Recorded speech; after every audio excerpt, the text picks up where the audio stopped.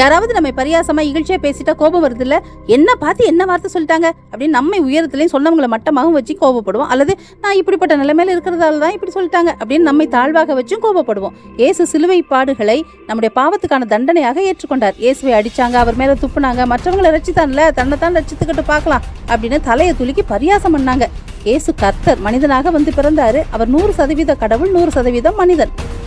கடவுள் மேல மனிதன் துப்புறான், பரியாசம் பண்றான். சக மனிதர்கள் நம்மகிட்ட பேசுறதே நம்ம தாங்க முடியல. மனிதராகிய நம்மை ஒரு புழு பரியாசம் பண்றது எப்படியோ அது போல அல்லது அதை விட மோசமானது சிருஷ்டிகர்த்தராகி இயேசுவை சாதாரண மனிதர்கள் பரியாசம் பண்ணினது. ஆனா அவர் அமைதியாக சகித்தார், மன்னித்தார், மன்னிக்கும்படி பிதாவிடம் ஜெபித்தார்.